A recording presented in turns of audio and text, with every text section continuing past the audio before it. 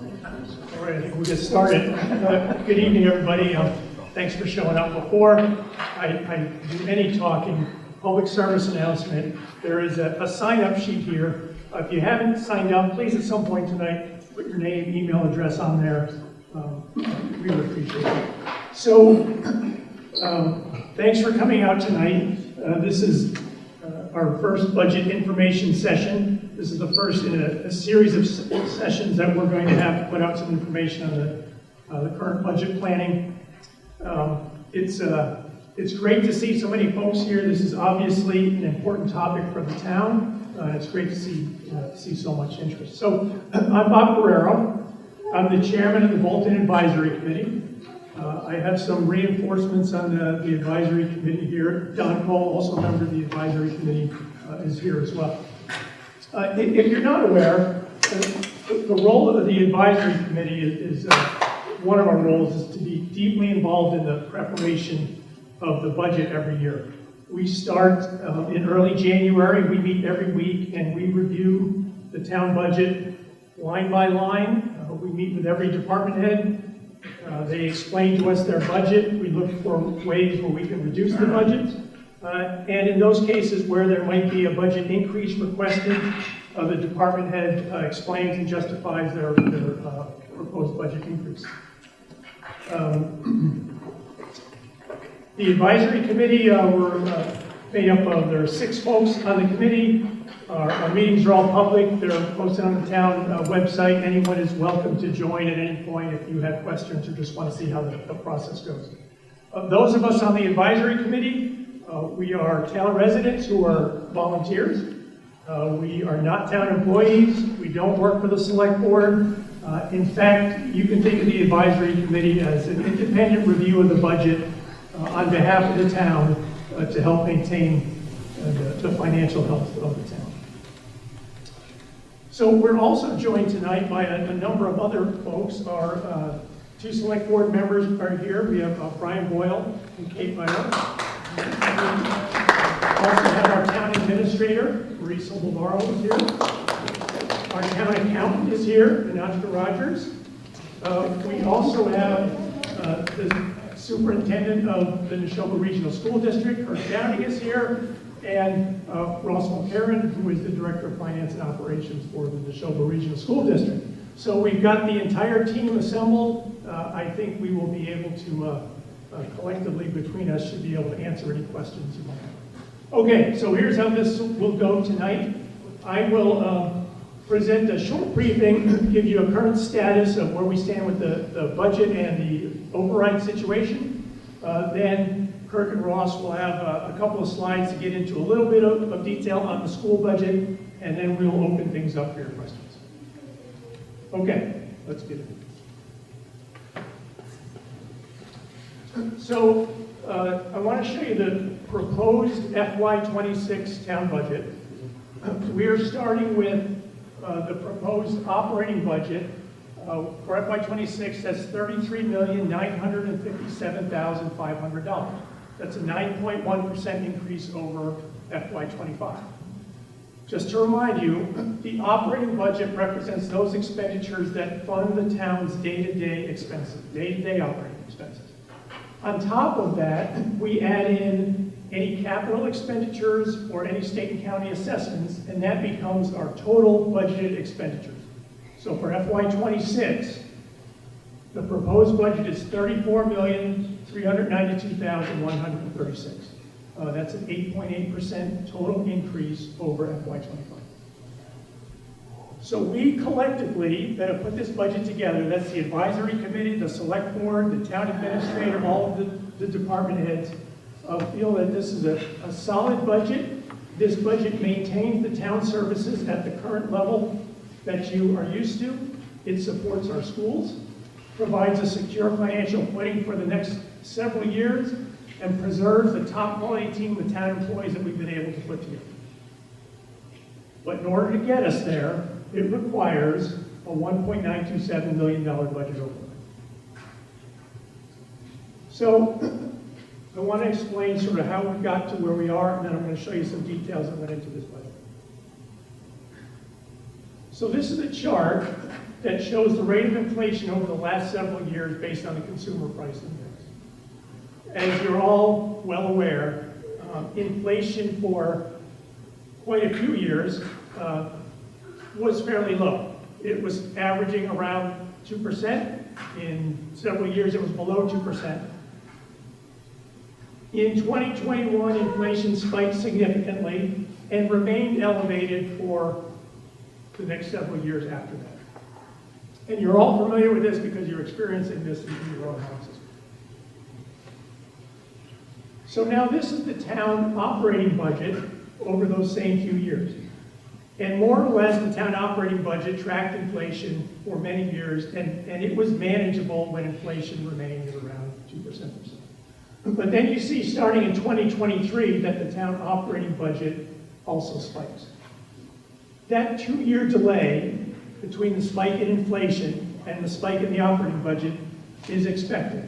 That's a function of the way fiscal years align with calendar years and the way we do our budget planning cycle.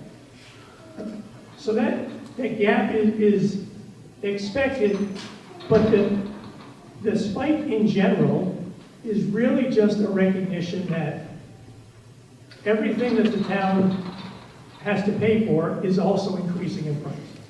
Whether that's the cost to clean the public safety building, the cost for the town's IT services, heating costs, electricity, repair costs, it is all increasing, just like you experience increases in your own household.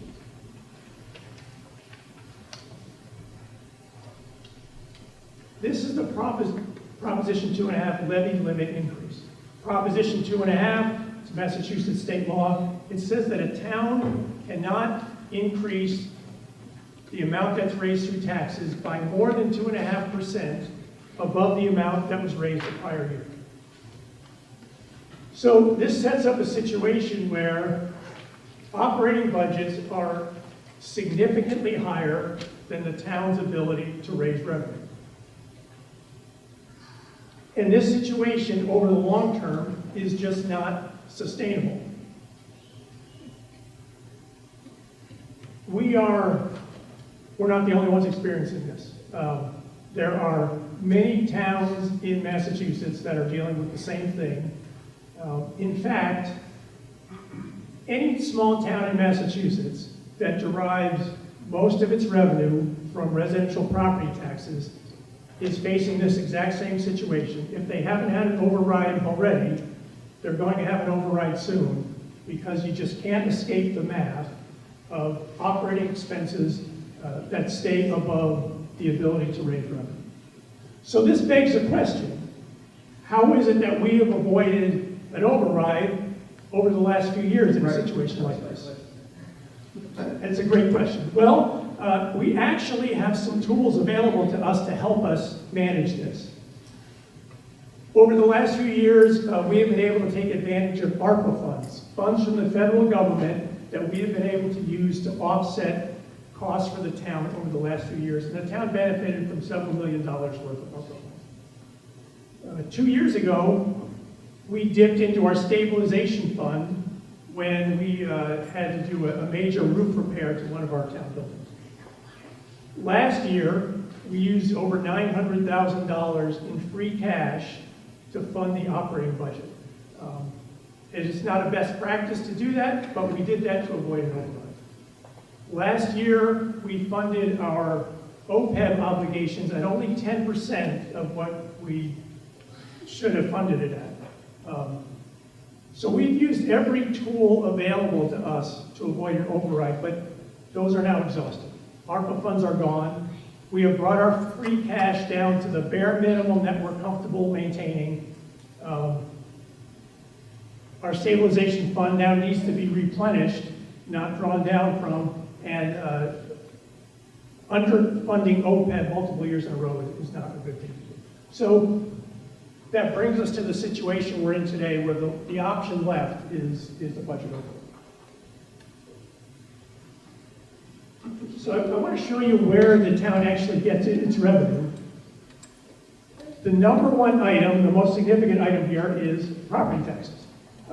In FY26, we anticipate about $29,763,000 or so in revenue. That makes up about 92% of all the revenue that the town will be able to bring. This revenue amount includes the amount that is levied on property taxes, the 2.5% increase, in addition to any debt exclusions that we have previously voted for in previous years. It also includes a small amount of new growth that we get every year. The next largest category are local receipts at just about $2 million. This is primarily vehicle excise taxes, and there are a few other taxes in there as well. And then there's a small amount of state aid, about $340,000. We're using a little bit of our free cash. I'll show you the details of that in a few minutes. And we have some other available funds that were not executed in prior years. And so you add up all of this, the proposed FY26 revenue is going to be $32,465,030. The expenditures at a very top level is a top level view of the budget. It's broken into two large categories. The top 5 lines are the operating budget, and then there are a few, the warrant articles and a few other things down at the bottom that make up the total expenditures budget. So right up at the top, the largest segment of the operating budget is the assessment from the Neshoba Regional School District, coming in at $22,667,500. That is a 12.2% increase from last year. Part of that includes the debt for the new high school. That is rolled into that. We'll get into some more details about the school budget in a few minutes. The school is feeling the same inflationary pressures that the town is feeling and that all of us are feeling, and that's part of that too. But again, don't get into secret. Oh, yes. This is not just Neshoba, this is Minuteman as well. Right. That's right. This is our total education assessment includes both sides. The next largest large bucket of expenditures, if we take all the salary and wages for all the town of Bolton employees and roll them up together, it's about $4.7 million. That's actually a decrease of almost 2% from our expenses in FY25. If you take up, if you consider the funding for all the rest of the town departments other than salary and wages, that comes in at about $3 million. That's a 2.4% increase from last year. Insurance, benefits, and retirement, $2.4 million. This is a 25% jump from last year. This is one of the significant drivers, and has been for a while, of town expenses. Our debt service is actually declining by about 8% from last year. So that's the operating budget portion. And then we have a few warrant articles. I'll show you the details of those that come in at about $350,000, and a few other state assessments that come in at about $83,000.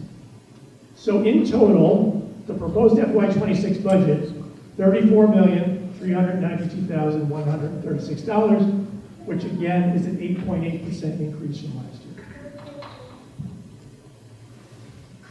So that total revenue that I just described, that comes in at $32,465,030, and our total expenditures of $34,392,136. That's the shortfall of $1.927 million, and that's the source of the value of this override that we're talking about. Bob, do you want questions now, during, or at the very end? I would prefer you to hold them till the end, because I'm going to put out a whole bunch of information here that might answer many of your questions. If you have an absolutely burning desire to ask me a question, which do that. Okay, so here's a little more detail now in that operating budget. This is just the day-to-day operating portion of the budget. Again, the education category, we talked about that. That's a 12.2% increase. The next largest portion of the operating budget is the public safety portion. That is about $3.2 million, and that's a decline of 2% from last year.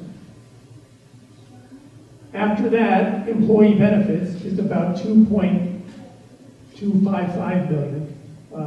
This is a significant increase. It's almost a 26% increase from last year, largely driven by health insurance costs and health benefits costs. General government comes in next at about 1.8 million. It's essentially flat, increasing 0.1% from last year. Public Works comes in next at about 1.78 million. It's increasing by 1.8% from last year. Debt service, we already mentioned, decreases by almost 8%. Our culture and recreation category is at about 659,000. It's increasing less than 1%. Human services at 253,000 increases about 1.3%. And then insurance costs at almost 150,000 increases 12.6%. I think the bottom line here is that the town functions, the government, the public safety, the public works functions in government are almost flat, increasing less than 2%, in some cases decreasing. The big drivers of this increase, insurance costs, employee benefits costs. There are some increases in the education line. This has an outsized impact on the budget just because it's the largest segment. And again, there's a lot that goes into that, including other inflationary pressures. So here's another way to look at that operating budget. If you prefer to see it graphically, this is just a pie chart, but it shows that big chunk in the education line.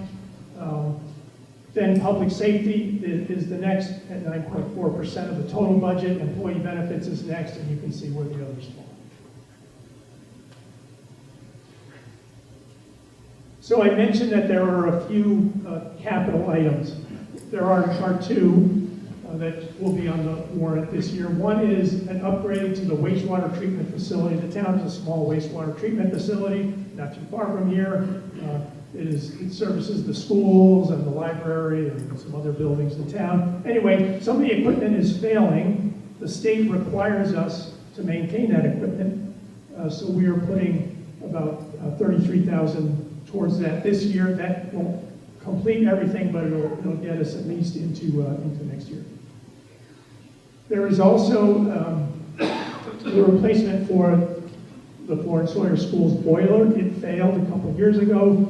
The school paid for the replacement, but the town of Bolton is actually on the hook to cover the cost of that. And this is our final payment to cover the cost of that failed boiler. There's also an article to replenish the stabilization fund. I mentioned that a couple of years ago we had to dip into this stabilization fund. We follow a series of financial best practice guidelines, and those say that we really want to replenish this fund within 2 years after we draw it down. So this will be that final payment to bring the stabilization fund back up to where it needs to be. We are not taking on extra debt to fund these. These are coming out of free cash. There are a series of financial policy targets that we use to try to gauge our financial health. The first of these, we want our certified free cash to be 3 to 5% of our budget expenditures from the prior year. I mentioned the fact that we had used a lot of free cash last year, so we're still a little low there. We're a little under 3% at 2.4%. This year's budget will add a little bit to our free cash and will get us back headed in the right direction towards where we want to be. Our free cash balance for FY26 will be at $478,000, which is a little bit above our bare minimum of $350,000. So we would be in good shape there. The overall reserves are a little bit low, again, because we have used the stabilization fund, we have used a lot of free cash, but that's heading in the right direction. Assuming the article passes to replenish the stabilization fund and our free cash is growing, we're on a good path there. Our debt service payments are in good shape. They're below our target of 5%. And the proposed budget will be funding OPEB at 100% of our recommended amount. Okay, so that's the budget that's on the table. We mentioned a $1.927 million override. So what's the impact going to be to the tax bills? Well, here it is. In Bolton, The average single-family home is assessed at $820,577. Based on that assessed value, the impact of this budget override would be $952. If your house assesses for less than that $820,000, you would see less of an impact. If your house assesses for more than that, then you'd see more of an impact. So that's where we stand with the proposed budget. We know that a $1.927 million override is not desirable. We know that's a significant amount of money. There is some amount of pain in covering an override like that, and we know that this is a big ask to put in front of the town. If collectively as a town, we decide that it is just unacceptable to have an override, we still need a balanced budget going into the new fiscal year on July 1st. I've taken the operating budget and I've binned it a little differently here. I've broken it into 4 categories. The first is the education category. We've already mentioned that at about $22,667,000. This comes to us as an assessment. If Lancaster and Stowe both approve their budgets, and there's every indication that they will, then this comes to us as a number, and we can't change that number, and we're obligated to pay that assessment. There are other assessments in our budget as well. Our insurance payments come to us as assessments. Medicare tax, our regional 911 dispatchers, those are all assessments that are levied on the town. We have no control over those numbers, and we just pay those assessments. That adds up to $3,748,000 or so. There's another small category of things that I call mandatory expenses. These are not true assessments, but they're things that we have to pay. For example, the state requires us to test wells around the vicinity of the transfer station. We're obligated to keep the traffic lights on Route 117 operating. So that's all mandatory spending. That's another $474,000 or so. So then what's left is the bucket that I've called discretionary, which for lack of a better term just means that portion of the budget that we have some control over.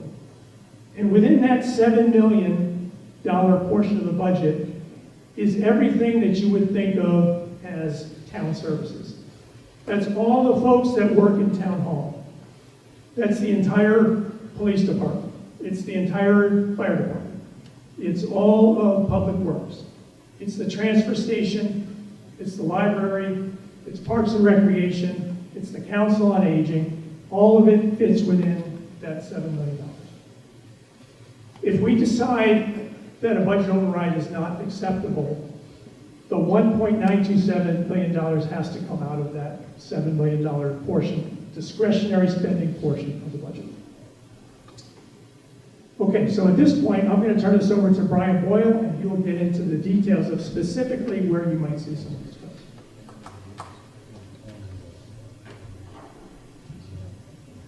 Thanks, Bob. So I just wanted to point back to the number that you saw on the previous slide, of that roughly $7 million of where we can pull from if the override doesn't pass. Now, there have been a lot of questions, I think, that fall into a few different categories. One is, why is the override the amount that it is? And I think Bob has explained how we got to the 1.92 gap. Another question is, why are we doing a single override of one lump sum of 1.9 million instead of tiering it in some fashion?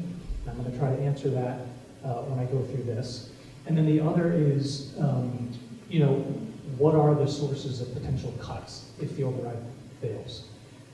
So when we were thinking about how to put together a proposal for the town to consider, I think we were really motivated by 3 principles. One was that, and I'll speak only as a member of the select board. I know we have members of the school committee here who might hear from other constituents, but as a member of the select board, we have never been getting comments about, we want to see a reduction in town services. In fact, most of the feedback we've gotten is, we want to at least preserve or even potentially increase our town services, especially for populations that may feel they are currently underserved. And I'll just say an example of the Council on Aging. We actually have a growing senior population. We haven't really increased the Council on Aging budget over the years, although we would like to, because we tried to be very conservative. So the first principle was, let's try to maintain level services within the town. The next principle was to craft an override that wasn't just a one-year stopgap, but was actually going to put us on stable financial footing for several years. So that's why in the top 3 items here, the replenishment of the stabilization fund, drawing free cash down to a minimum, and funding OPEB at only 10% of the obligation, those are the things that we would have to do if the override fails, but we would much prefer to not make those cuts, because those first 3 are what I consider the fiscal sustainability cuts. These are the things that if we're not able to make these expenditures this year, they're going to set us up for a similar situation in needing an override not that long from now. So we don't want to be penny wise and pound foolish. Every other item after those first 3, these are your substantive town services. Now, I've also seen people say, well, are we fear-mongering? We are absolutely not trying to fear-monger. When you have a $7 million budget and you have to find $2 million to cut, major things have to be on the chopping board. So our entire Parks and Rec budget is less than $90,000. That would have to go. Our entire Council on Aging funding is $125,000. That would have to go. We'd have to eliminate the EMT cadet program, close the transfer station. We've reduced the library hours, but not to the point where we would risk decertification. We wouldn't be able to continue our current practice of replenishing a police cruiser. And we'd also have to cut our current budget for local road improvements by about half. And then on top of that, that still doesn't get us close to the 1.9 million in cuts that we'd have to make. Town hall hours would be reduced to the tune of about $250,000. And then we would rely on our police, fire, and DPW chiefs to help us find an additional $30,000 in cuts. And I just want to say another philosophy that we had is we mostly wanted to try to hold public safety harmless in this situation. But as you saw when Bob was going through the budget this year, we actually already have an almost 2% cut in our public safety budget overall this year. So this is what's available to us if the override doesn't pass. So the biggest line item is $20 million, right? We have one line item in the budget that's $20 million. Wouldn't we want to discuss the biggest line item? And number 2 is student enrollment decreasing with time? Or is it not just decreasing? We'll get there. Yeah. We got like 3 more slides and then we're going to... We'll get there. So just to close it out, I think from the perspective of everybody that's spent a lot of time on this, the major concerns in a no override situation is that, as you saw, like we don't have many areas where we can consider for cuts, so there would be significant reduction of town services. And these aren't just, we'll eliminate them this year and then bring them back next year, because the only way to do that would be to go for an override next year, right? So we'd be the same situation. Currently, our bond rating is AAA, and that's because we have been able to take measures in the past to stay fiscally healthy, and that involves our commitment to funding our OPEB obligation, maintaining our reserves and our free cash. But if we don't fund those items, then we could potentially face the downgrading of our bond, which also could lead to increased borrowing costs. And as I mentioned earlier, the town would just continue to be on an unstable financial footing. And there's obviously, with any situation like this, a significant risk of key staff departures. I just wanted to explain a little bit what we mean there, though. So we have a number of positions in town that are either full-time or half-time or 30 hours, or there's different levels. If you, let's say you said, we're going to reduce a whole department by 25%, it actually materially changes whether that person has a full-time job anymore. And so when we say significant risk of key staff departures, we would see a lot of talented employees who say, wait a minute, if I can't have a full-time job in Bolton, I'm going to go elsewhere. And apart from losing talent, it also is a massive amount of time and money to be hiring for those positions. And quite frankly, we have a lot of people who work in town who do it because they're committed to the town, they live here, and we believe in them and we want to invest in them. Okay. Okay, so this brings us back to the budget we had up at the top. Total proposed budget for FY26, $34,392,136. Again, we believe that this is a solid budget, maintains town services, supports our schools, provides a secure financial footing, and preserves the top quality team we have in Bolton. But we recognize it's going to take a $1.927 million override to get us there. Okay, we have just 2 more slides. Kirk Downing and Ross Mulcair will present a little bit of detail on the school, and then we'll open it up for questions. Great, thank you, Bob, and thank you, Brian. My apologies for my voice. I just came from my son's lacrosse game, and it was spirited, but it was a good game nonetheless. So to Bob's point at the beginning of his presentation, if folks have followed school committee along, you know that our budget process begins essentially at the end of the summer. We too go department by department, budget or school by school, line by line in how we build our budget as we approach our first budget release in January at the school committee budget workshop. At this point, our budget is approved by school committee. I do want to explain a couple of the things that are driving our increase going from FY25 to FY26. This has been a very challenging budget season for the school district. It has not been without a significant amount of internal pain and discussion, having some difficult conversations with important people, and Superintendent Downing will talk a little bit more about that. So currently, from FY25 to FY26, the operating budget, this is outside of the already approved debt for the new build at the high school. But on the operating side, we're about $3.5 million over FY25. To what Bob was saying with regards to the town budget about really what's sort of mandatory, what can you not adjust, there's several categories that make up that $3.5 million increase from FY25. We have just over $1.5 million that are legally obligated to provide special education services and transportation to those students that we are essentially in a not only legal but a moral and social contract to provide those students with a free and appropriate public education. On the special education placement side, 2 years ago, the state approved placements outside of the school district. So these are when we need to send students to specialized programs to meet their educational needs. And some of those students have 24-hour-a-day needs. The state approved a 14% increase on those rates.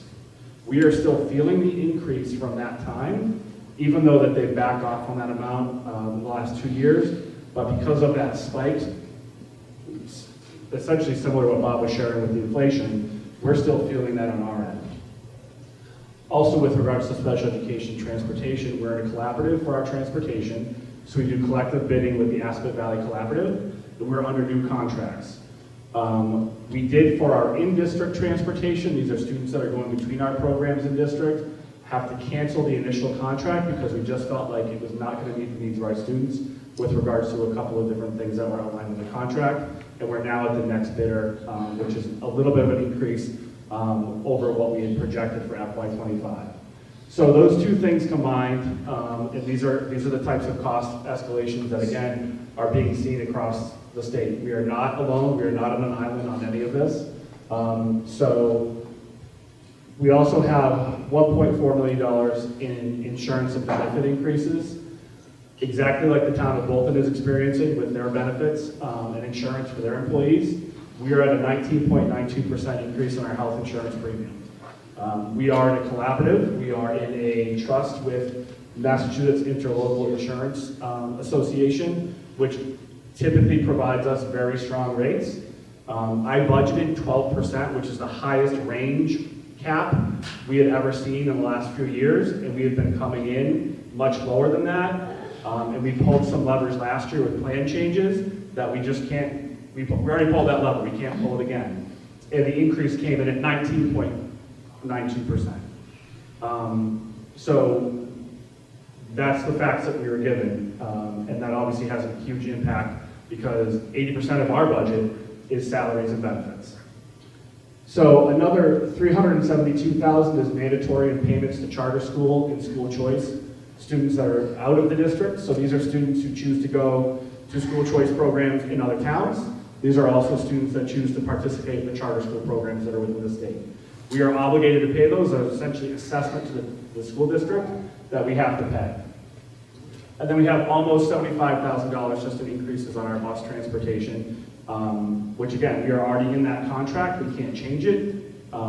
We are in a very good shape that we're not out to bid this year for that. We had a 3+1+1 option with D-Bus, and we maintain that because what's happening across the state, as you can imagine with just the transportation, cost of new buses, cost of fuel, the new contracts that are coming out are much, much higher than what we pay right now. So those are all the things that we could not adjust, and what you're really left with is essentially $61,000 in increases. For a school district of 3,000 students, that's not a lot of money. We did make significant reductions, and Superintendent Downing's going to talk about that we are going to feel next year, and our students are going to feel to some extent as well. Within our school budgets, we've only hit a $7,000 increase. So for all of your books, pens, pencils, art supplies, all those things across all 6 of our buildings, K-12, are only going up $7,000 next year. And then we've also deferred technology, facilities, and a lot of other instructional practices, purchases as well. So there's been a significant amount of work done this season on our budget. I would point everyone to just go to our homepage. There's a set of tiles right below one of the pictures of one of our great students. And there's an FY26 budget development page that we started this year. On that page, you can see every school committee meeting.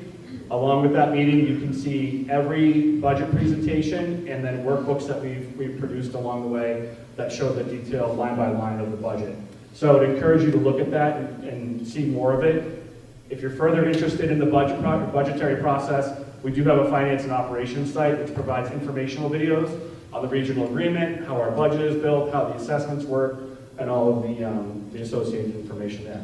I'm going to now turn the microphone over to Superintendent Downing, who's going to talk a little bit more about the personnel changes. Thank you, Ross. Thank you, everyone. So we knew the budget season this year was going to be challenging for everybody. And so in that, in our budget development sessions that we had with the school committee, we showed all the things that would be necessary to run the schools. We showed them what the increases would look like if we just kept the level services for this year. If we simply just didn't make any moves with staff this year, the budget increase for the operational budget would have been an 8% increase. And Bolton, in the total operating budget, it's a 5.25% increase. So what we cut out of services that we currently deliver are the following positions that are on the screen right now. So these are people who are currently employed in the Neshoba Regional School District that are losing their jobs this year, or they're being displaced to another position because an employee is retiring or has indicated that they're leaving. So that's not to say these are the roles that have been cut from the school system to get to this budget point. If you'll look at the graph to the left, you'll notice that in FY22, that was my first year here as superintendent, and the budget that I inherited that year, there were 510 employees in the school system. With this budget next year, we're going to be at 463.69 positions. That is a reduction of 9% in personnel in the last 4 school years, when we've experienced in the school district a reduction of 3% in enrollment. So the reduction in personnel has outpaced the reduction in enrollment by 3 times.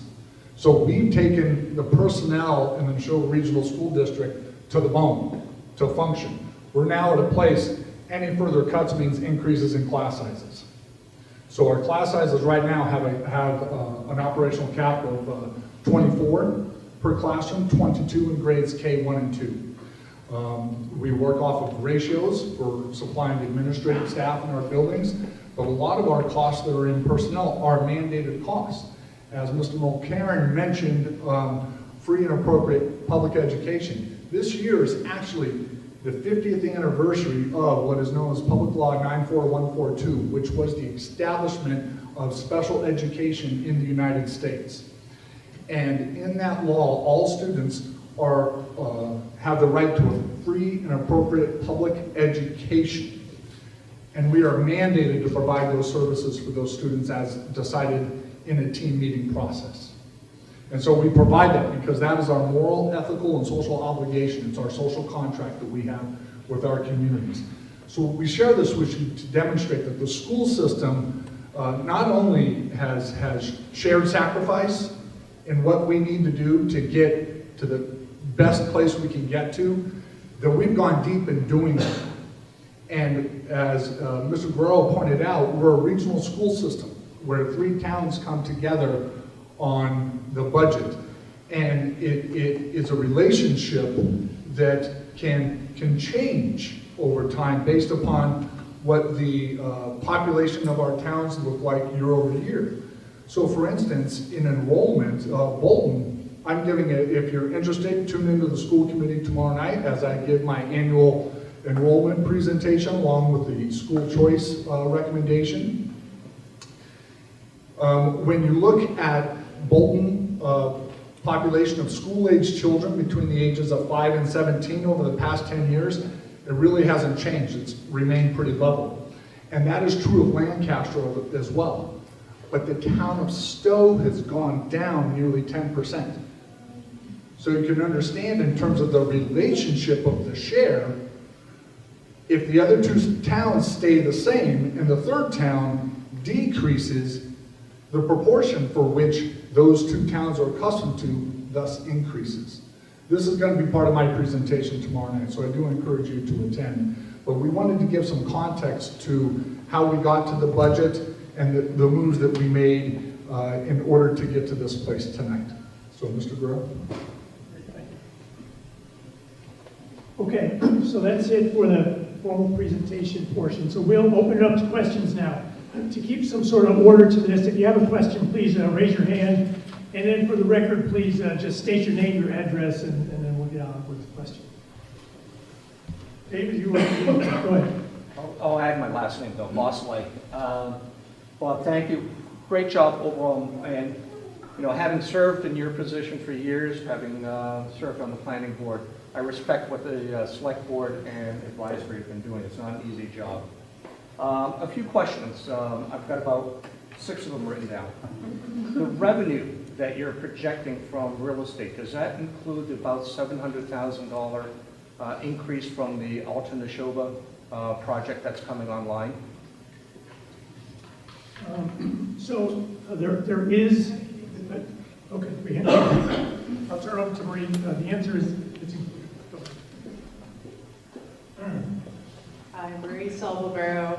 47,000 of the Alta Neshoba project is included in the real estate revenue. The project won't be completed until fiscal 27, which is when we're expecting $748,000 of revenue, which would also be offset by the cost of the project, somewhat. The reason I was asking that is because this is a permanent 2.5 override. It's not a temporary. It's a permanent. So again, to make sure that in future years that $700,000 will help buffer some future increases, because we know inflation is coming back. No, that's right. And in addition to the 2.5% additional levy, any new growth in the town gets added into the revenue stream as well. The 7.5% debt service, it's not debt service, debt component in the budget. That does not include the school, the high school, right? Because that's part of the high school number. That's right. That's right. The high school debt shows up in the school assessment that we get. That debt services the town specific debt that were voted on in previous years. So the question I would have, again, before a few of the other questions is, that number isn't fully here already that's still on the come for the high school? Most of it is here, but what's left? Yeah. So the strategy of essentially paying for the $161 million share of the $241 million project, I think most people understand the state is picking up that remainder. So we put together a bond advisory committee or group as we were beginning the project, and the decision was made to essentially borrow in stages, so everything was not hitting all at once. So we borrowed an additional $30 million to start our cash flow. We just did another $75 million bond, so we essentially have about $50 million left to borrow. That will depend upon reimbursement flows from the state. That will depend upon cash flow needs for the project. It'll also depend upon market conditions at the time, but we're still about another fiscal year out from adding that last stage. If I was asked today, that's my prediction based on the information we have in front of us. Thanks for that update, because that's a key figure that I think the residents should be aware of, because that's already a baked-in increase that's coming, that's already been approved. The last item that I have is there's been a lot of fear-mongering in the community, that if we don't vote this override, this is going to disappear, that's going to disappear. And I would push back in that I think we still as a town have some levers that we can pull. You know, for instance, the slide that represented, we're going to have to close the transfer station. I take exception with that. Why can't, you know, the town look at that and come back with essentially a break-even proposition? Raise the bank fees, raise the fees, essentially to offset that. Same thing with some of the other activities. A lot of towns have had to go to a lot more of a user fee type of activity. Now granted, everybody in this room, we end up paying those extra bank fees or the extra user fees. But again, that is, I think, a better outcome than just the fear-mongering of, we're going to close this, we're going to close that, we're going to do this. So I think those are all great suggestions, and all things that have been considered, can be considered. I'll let Marie weigh in on some of the details. I just want to point out there are long-term things we can do to change the model of how the town operates, and then there are short-term issues that need to be addressed between now and the 1st of July. And we have to have a budget that closes on the 1st of July. One of the things that I looked at was the preservation of our essential services, which, as Bob had mentioned, is the public safety, police, fire, and public works, as well as education, which is one of the things municipalities have to provide. From that point forward, I looked at the quote-unquote non-essential services. I'm a huge fan of transfer stations. The notable thing, though, is, as Bob had mentioned, we need a budget by the 1st of July. If you look around at our partners in the Neshoba district, Lancaster and Stowe, they don't have a transfer station. Municipalities are not obligated to provide that. There are other options available. And so to that end, because I need to have a budget, I have a guesstimate of the number of users of the transfer station and a guesstimate, which I presented to the select board, of the projected revenue. But what I need actually for July 1 is certainty. Would the town leadership be willing to accept the budget and then come back to us with a proposal as to how to keep some of these other services alive and allow the town to make that decision at that time? Do we want to pay whatever it is, you know, to keep the transfer station, to keep Parks and Rec open, and all the other programs that were listed for elimination? One of the points that Brian made was whatever gets cut is, you can think of it as a permanent cut until we come up with another solution. Whether that solution is we come back and there's another budget override down the road, or the solution is someone comes up with another model that is based on fee for service. I think those could be considered, but the cost, the funding won't be found in just our baseline budget with revenue being raised through taxation if we cut them. I'm asking the town to think outside the box here a little bit, guys. No, I think those are all good suggestions. I'd like to piggyback on the fear Could you mongering. give us your name? Austin Clark, 282 Hudson Road. I'd like to piggyback on the fear mongering. What we've been shown today feels a lot to me like what services can we cut that will make people most mad. I just sitting here now, you've offered for police, fire, and public works together to eliminate $31,000. That's less than 0.5% of each of their budgets. That's right. Police alone have a $200,000 overtime budget. That could keep the library open. Why is it that we're purposely underfunding those things and not asking for more to be taken away from the things that are less needed, like police overtime? So there are some things that we feel would be irresponsible to cut, and those include the public safety items. The police department, which is actually still not quite fully staffed, and the fire department and public works, that the feeling is just that it would be irresponsible to reduce the staffing there and put the town at risk. And there are the other items that we are recommending for cuts. It's not to scare people, it's that there's no other place to find the funds. Well, that's where, how do you decide where those funds can be found? Because it feels like to me that the places that the funds have been found is the places that will make people most angry. No, And that's just my opinion. I'm just looking at what's been presented to me. That's, If you have other suggestions for where to take the funds from, Well, and I mean, I'm glad you said that, because I think I can understand why you might feel that. So I wanted to just provide a little bit more insight specifically into the public safety budget.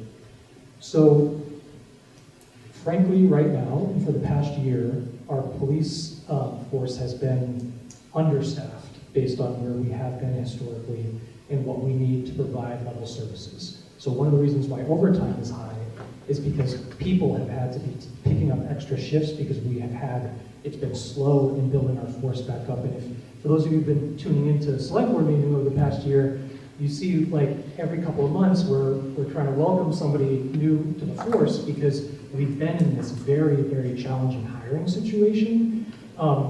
You know, there are public safety issues that we deal with in executive session, which is to say a non-public session, but we have been very concerned about making sure that that budget is not cut because quite frankly, it has been understaffed for the past year.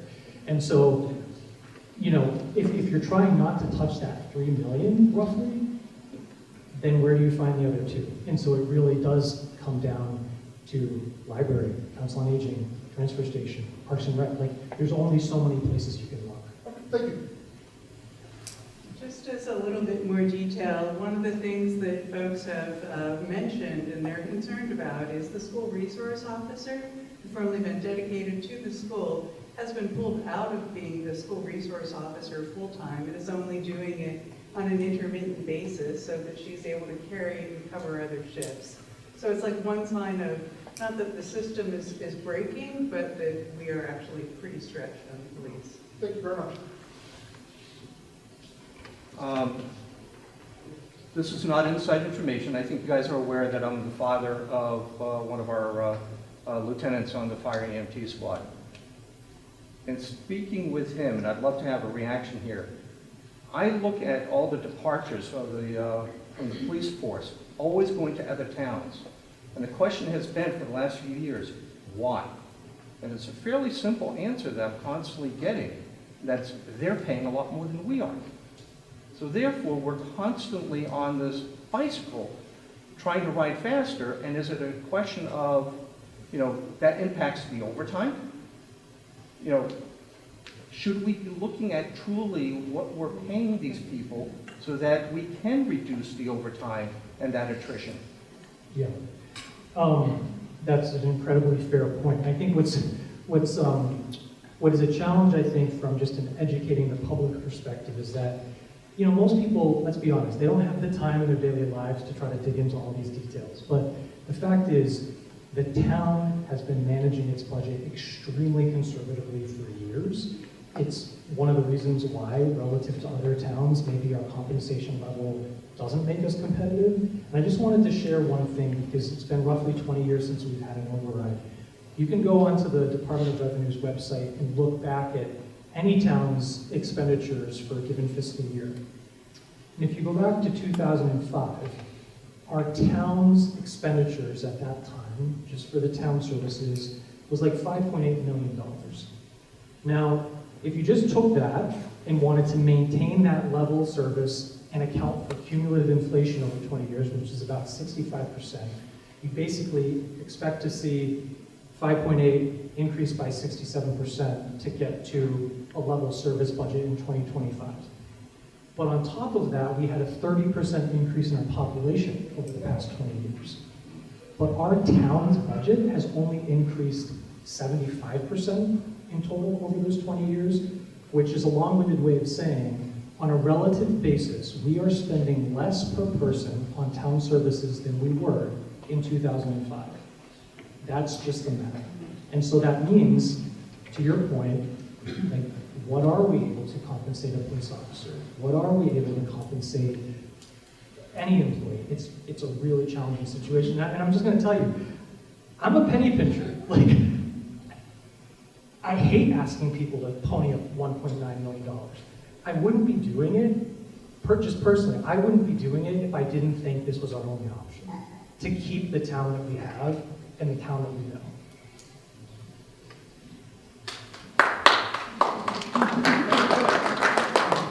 Ed Schenkel, 277 Main Street. And I hear, it sounds like to me that we're trying to fix everything all in one fell swoop. And it sounds like we dismiss the probability of doing it in a tiered fashion.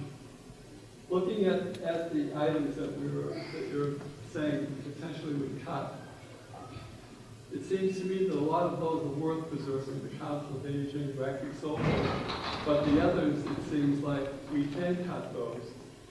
And if we do that, we still don't necessarily hit the target we're looking for, but we can at least reduce the amount of override that we're looking for. And I want to toss out one item that's going to be controversial, but I think that this is a 1.1 million potential, and that's if we subsidize, not subsidize, but surcharge every student $500.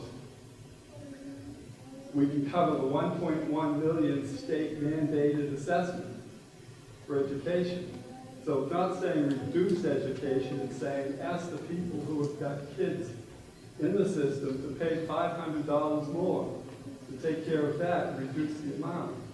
So if you include that with other things like free cash estimate that was given, 400 I think it was, get rid of the cruiser, reduce the OPD, take half of the road improvement, you can get down to about $694 for your override.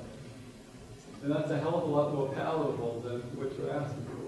All right, so I think I heard two parts of that. One is a tiered override, and one is the suggestion on the school surcharge. Yep. I just had a clarifying question. With your school surcharge suggestion, that would be applied to individual. What's your thought? Individual families. Yeah. Okay, that's what it kind of falls into the pay for service category, I guess, but the reality of it is the cost per student's what, $18,000? Yeah. So I wanted to just make sure I understood the proposal, because other people have raised that over the years. It's actually illegal in Massachusetts to do that. I think there may be some states in the country that allow for that, but Massachusetts is not one of them. You can't have differential taxation based on whether a family has students or not. I don't know if somebody from the school district thinks. Yeah. So that's not a lever available to any town or municipality in Massachusetts. And I want to address the tiered override. There has certainly been a lot of discussion about that. And you know, the conclusion that we came to is there are really two big drivers as to why this is an all or nothing override. The first is, again, anything that gets cut is not coming back. It's not coming back without an additional override or some other model down the road to generate the revenue to bring it back. There just is not room in the budget to be able to bring something back.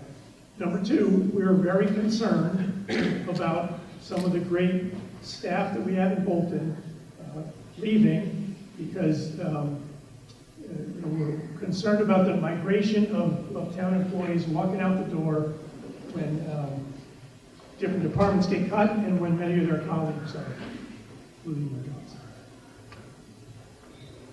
Yes. Hi, Michelle Carroll. I live on Farm Road.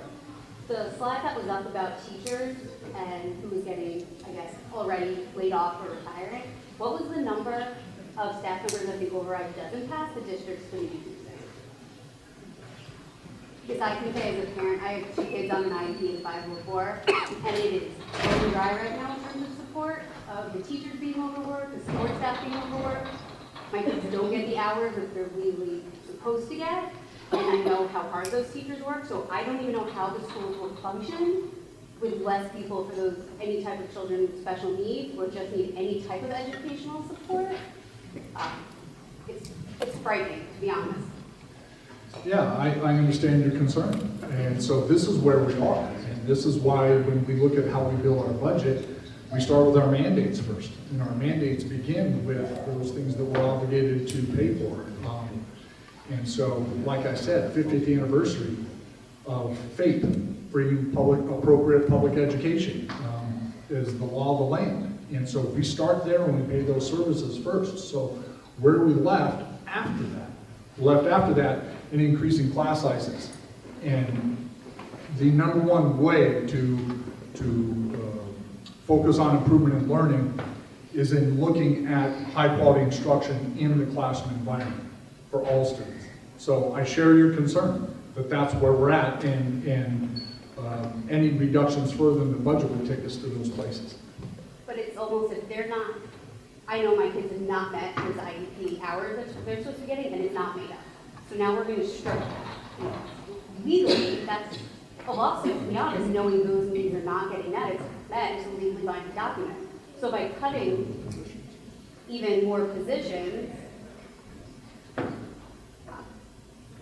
So what you'll see up here, I in know. those positions, is Yep, so I none of know those special positions, education. none of those positions are instructional facing positions to students on IEPs. But the guidance counselor who's retiring, Right, she, that, but she already, and I know she's leaving, Yeah. she can't keep up with the amount of work. Like, there needs to be additional people being, I'm working about cutting more. So what do we do when those hours aren't being met? Because they're not being met right now, so we're pulling more people. well, I think we'd be happy to talk about that in the educational setting around this, because I don't know if this is the forum to discuss this particular concerns that you're at, but I share them with you. That, yes, we would love to have more services. We're forced into a position, we've got to figure out how are we going to deliver the educational program, the high quality educational program, so that we can do what we're supposed to do. And that these cuts illustrate we're at the bone on those places. That it would result in some dramatic results if we had to go to a further place. So you don't have a number yet, though, of how many more staff have you got? Well, I just want to make sure, everyone understands that whatever we're talking about tonight, and the vote that we'll have at annual town meeting and the election following week, will have no impact on the school budget. So the school budget's been voted on by the school committee, assuming that Stowe and Lancaster approve their budgets, and there's every indication that they will. This just comes to us as an assessment, and we pay that. So, we will have no control over that school assessment number at this point. So to answer your question, and Bob, you summarized that pretty well, because we have gotten signals from both Stowe and Lancaster that they're in a position to recommend a budget. If for some reason 2 of the towns did not pass the budget, the additional cuts, we would be forced into a 1/12 budget scenario, which means you take your current fiscal year's budget and you are funded 1/12 at a time until your town votes in the budget. That would result in a cut of an additional 43 positions. That's what I was talking about. Thank you. Go ahead. How you doing? Tony Papamardo, Buckland Road. So let's assume you get your override, right, and you reset the deck. How can we be assured that we're not here again in 2 or 3 years if the school is going to continue to increase their budget at 5% year over year? So if they have a $60 million budget, they go 5%, that's $3 million, right? Each town divide that by 3, that's $1 million. If our budget is $30 million and we can only raise 2.5% or prop 2.5, that's 750 grand. That doesn't cover what they're costing us. So like there has to be some sort of mutual agreement here that slow it down. No, that is a great point. How do we make sure we're not back here next year or the year after that? So I think there are a couple of pieces. First, if inflation remains reasonable, like 3% or less, that is very manageable for us. Between the 2.5% levy increase and the new growth in the town, that becomes manageable. We work very closely with the school district, the school committee in preparations for the budget during the year, and they work to keep their budget as reasonable as they can as well. So, once, assuming inflation stays at a reasonable level, it is all manageable. This budget puts us on a firm financial footing. What math are you using? I just like, if they're increasing $1 million, they're costing my town an extra $1 million a year by increasing their budget 5%. That's right. And we can only raise, even if we only raise $1 million, it's all going to the school, and then any increases we have on the services side, we can't cover that. So here we are again. So first, it doesn't all go to the school. 2/3 goes to a school assessment. But that additional third, between our 2.5% increase and our new growth in the town, it's sufficient to cover what we need to cover. Why don't we have a slide like that? Like that, I think that would be very compelling if you could show us, hey, guys, you give us this override, here's the next 5-year plan, the 10-year plan, here's what we're expecting for new growth, here's what it's gonna cost us for the school, here's what it's gonna cost us for town services. But instead, you're just showing us what you're gonna take from us if you don't give us the override, and I think that's very frustrating to a lot of people. No, I hear that, and I just want to get out some additional facts, okay? I mentioned 2005, look back, versus 2024. The fact is that in 2005, education was 60% of our overall budget. In 2024, education is almost 65% of our budget. So maybe it doesn't sound like, oh, an increase of 5% over 20 years, but what it means is that education, let's be honest, has become a bigger piece of the pie when it comes to how Bolton is spending its money. I have had conversations, I know a number of us have had conversations with our school committee reps and the district administration about how it is not sustainable for the size of the pie to continue increasing indefinitely, because then you just end up with all education and no town services. So that's, from my perspective, that's not sustainable. I also think that that message has been heard loud and clear by the district, and that from this year forward, we can talk about, and I don't know exactly what the arrangement would be, but we can project what is our Prop 2.5 growth, what is our new growth, take that number and say, listen, we want you guys to budget in a way that you're not going to be pulling more than 60% of whatever that number is, because we want the rest for the town. Now, they can't make any promises about what they're going to do, but from the town's perspective, that's what I'm going to be advocating for. But you all aren't off the hook either, because the thing is, the school district has a legally separate budgeting process. They have a school committee, we have school committee reps. And so, make your voices heard to them as well, because they have different priorities that they're hearing about. So for every town resident who doesn't want to pay more, there's a parent who wants more services or support for their child. And I'm not casting blame one way or the other. Like, people have different priorities and interests, and that's valid. But what it means is, how does it all iron out and wash? What compromises are reached, and what hard decisions are made? Because there are no easy decisions here. But I'm just trying to paint the picture. This is how we thought about it. And I would just say to the school district, if this, I hope and pray that this override passes. But if it does, I expect continued partnership in making sure that the school size of the pie doesn't crowd out what we're able to do on the town side. So I don't know if you want to. I'm going to address the question in a different way and tell you about some of the efforts that we're making right now. In my association, Massachusetts School Superintendents, we've been lobbying with the state legislature hard on a rework of what is called the Chapter 70 state aid funding formula. This is a funding formula that's not working for us. We're working with MARS, which is the Regional School District Association, on the same elements. So Senator Kennedy was just here on Friday for the race to the presidency activities that you probably saw in the hallway. And we did have a conversation about that as well. So we're going to know the House Ways and Means budget this Friday to find out if their efforts are going to be an increase over what the governor proposed in their budget. But we did see in the supplemental budget that was filed today language around structuring to provide 100% of transportation for regional school systems, which currently is being funded at about 75%, Mr. Mulcairn.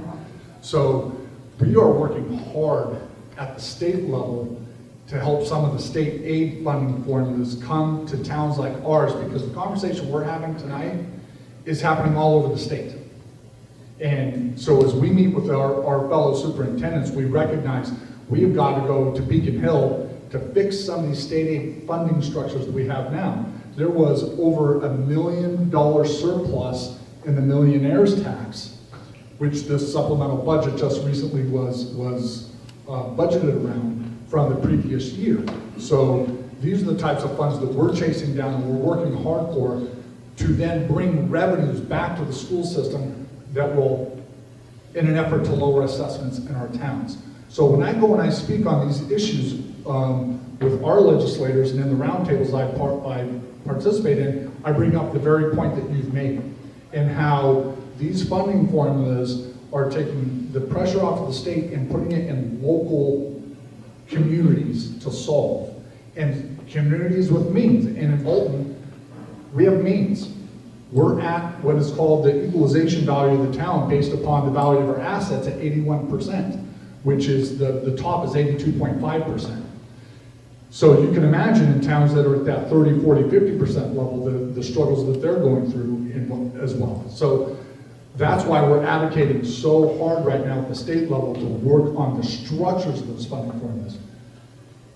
If I was sitting in your seats right now and I heard that, the first thing I would say to myself is, oh, Beacon Hill, we got to have a task force to form the committee that is studying the question and may eventually investigate a formula to then prescribe some legislation that'll sit in committee for 4 years before a law even comes to pass, right? So we're working hard though to expedite that process, get it moving, because we see that issue of what it would look like multiple years down the road. So we're making the efforts to bring more revenue to the district in an effort to help us take some of that burden from our taxpayers. I just have to beat my drum for revenue. So we talk about expenditures all the time. What can we cut? What can we cut? It's a one-sided topic that we're talking about. Unless we start increasing our revenue, we're going to be back in the same position. So I'd like you as townspeople, when you go to town meeting, just don't say no to everything. We always say no to business. We say no to this, we say no to that, and then we get mad that our taxes are going up. There has to be a revenue increase or we're going to be back in this position. Well, I'm just going to go. Yeah, So, Tom Miller, 27 Fairfield. First of all, thank you all for your service. I don't envy the position that you're in right now, having to stand up and do this in front of everyone, and the fact that we're here. A couple comments, though. Number one, when I looked at all the budget, at least from what's been published back, I think I had numbers back to 20 or 21, there was some substantial 20% plus increases in certain departments. And I know from doing some research, looking at back, there was some purchases made, there was some FTEs hired for different positions, and so on and so forth. I'd like to echo this gentleman's comment. I'm sorry, I missed your name, but I do believe that the cuts that have been proposed have been the ones that are most visible to the town. I mean, even the fact that, you know, hey, we're not gonna cut the grass on the baseball field, we're gonna close the transfer station, we're gonna reduce the hours and all this stuff. It's the thing that people are very visible. Not everyone's visible to the inner workings of the public safety or fire department unless something happens, right? The same point, we were here a year ago voting on the new schools. At that time, I don't recall a lot of discussion around the fact that we were going to need an override. However, as you presented, we've been managing the budget precariously for several years, knowing this was coming, dipping into free cash flow, for example, spending the stabilization fund. My feedback, and I think the one thing I'd like to hear is, and maybe from Brian or Reed, is my number one question is one of the main things that we can expect from a town vision perspective, the master plan, to get the town to a reasonable tax rate. We typically rank in the top 20 towns, give or take, if you look at any given year of percent tax rate and property tax. But I've never heard anyone in the town, either on the select board or our previous town administrator, talk about the need to reduce the tax rate and the burden on the residents. And then number two, to follow up on what Ms. Rogers said, how do we ensure that we don't find ourselves back here 2 years from now, 3 years from now, and how do we keep it front and center that we need to be, we need to have a reasonable tax rate, and we need to keep our eye focused on how we raise revenue and how we behave to raise revenue, including collecting from other people that have owed, from other departments that have owed. I know recently I listened to some select board minutes, and we had some trouble collecting money from Berlin on some of the fire that we share with them. And so, how are we ensuring that we've got everyone focused on that? Are we doing together walks, in and out to make sure people are doing things correctly? Can we find other efficiencies? I think that would go a long way. I mean, we all know we've got a very short-term problem here. But once the short-term problem is resolved, you can't go back to business as usual. I think you make some great points about growth, and that, the answer is not to continue cutting the budget. In fact, there is really no more room to cut. We can't squeeze any more blood out of the stone. I think the answer is responsible growth for the town. And I think that's the long-term solution that gets us out of a vicious cycle of never-ending tax increases. Yeah, and thank you for the question, Tom. So I went back to this slide because you made the point about, we have a short-term immediate need that we're trying to solve, but then what about these longer-term things that we can do to prevent us from getting in this situation, staying focused on revenue. And I wanted to go back here because you can see currently 91.7% of our revenue comes from property taxes, but it's important to remember that property taxes also break down into a few different categories. So the two big buckets are residential and then what's called commercial, industrial, and personal. And that CIP, commercial, industrial, and personal, that's like if we have businesses or industrial developments, or instead of an industrial property being vacant, you bring business in and they're active. So right now, and this is off the top of my head, but roughly, I think 18% of our property tax revenue comes from that CIP, and Raj probably knows off the top of her head, but it's a small amount, right? So the vast majority of the property tax revenue is coming from residences. We do have to try to encourage more commercial and industrial, but a lot of those decisions will come back to you in the form of town meeting questions. So for example, do you approve a mixed-use overlay bylaw that allows for a mix of residential and commercial activity? Sometimes people don't want that and they vote it down, but then you reap the benefits or not of that decision years later. So, I mean, I can only speak for myself, but I'm probably going to tend to be advocating in favor of bylaw changes that could potentially increase business activity in the town. Now, if you don't like that, and you don't want to see it because you like the rural feel and all that, again, it's just a values conversation that has to happen, but personally, I'm going to be advocating for more of that. And that's a longer term fix though, right? It's not gonna happen immediately, and it's gonna take bylaw consideration at annual town meeting. And I think as well, just to continue, I think what we would like to see, especially at this juncture, is some kind of plan. I know we have a master plan, right? But some kind of plan with that aim, right? How do we rebalance that? And I believe our tax rate is the same, right? It's like 16.62, I think, this year for commercial and residential. Yeah.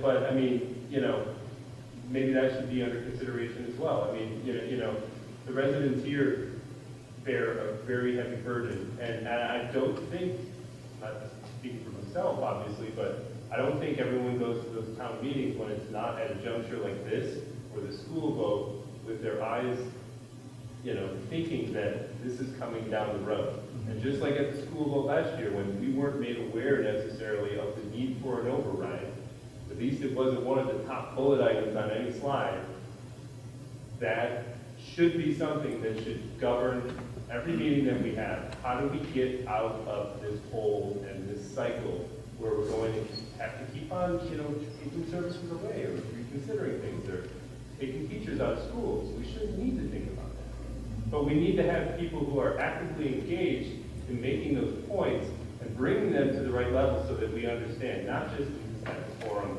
once every couple of years when everyone's going to be up in arms because it's going to be a huge tax. I agree with you. Yeah, this is Zoe. I'm at 14 Conroe. So I have two questions. The first question is related to crop. That's the new thing which we are asking for. Sorry, I'm not that much familiar, but if this gets approved and whatever the rate is, you know, instead of 2.5%, we increase 5%. I don't know, whatever the number is. Will we go back to 2.5 next year? Or will that be every year will be just like whatever we decide, automatically to happen? No, that's a good question. If the override gets approved, then that amount of revenue that the town can raise becomes our new levy limit, which can increase in FY27 by 2.5%. So you go back to the 2.5% increase. Okay. After the override. Okay, thank you. And the second question I had, I was following some threads on Facebook about the town. I presume that there are like multiple houses of people have not been paying taxes because of whatever reason, you know, they can pay or not pay for, you know. But my gut feeling is based on this increase, if that happens, there might be more housing or more people who might be not able to pay that amount at all. So how do we offset that and what do we do with that? We have those numbers. It's a very small fraction of the 2,300 properties, more than 2,300 properties in town. In fact, it's less than 2%. It's not a significant driver of it. Okay, perfect. John Heenan, 430 Shore Road. Just on the concept of revenue, is all the town property restricted, or could some acres be sold to cover them? Town properties? Yes. I don't know that we have town properties. Or is it all conservation? It's restricted. Are you talking about open space?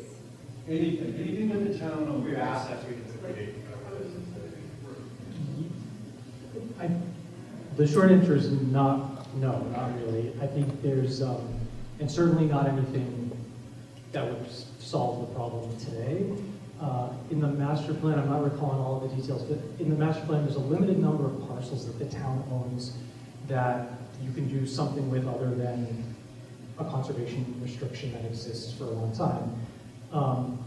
But this is just an example, right? Like we have land that the town owns that's currently used for a DPW station and also the transfer station. In theory, and again, don't hold me to this, but like someday it may be possible to relocate where the transfer station is to a different parcel and then potentially sell that or develop it. Like that would take many years, but it's something that is on the radar. It's one of the parcels that I think was identified in the master plan process, although I think somebody who's here who may want to correct me on that. But generally speaking, no, we don't have a ton of assets that we could liquidate now to raise revenue.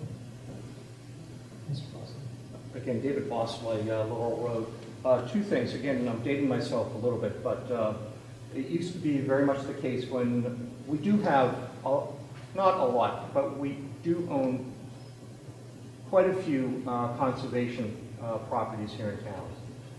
Were there a sentiment to try to sell those, it's very hard because we would actually have to go to the legislature to get approval to sell land that has been put into conservation and the conservation restrictions. So that's one.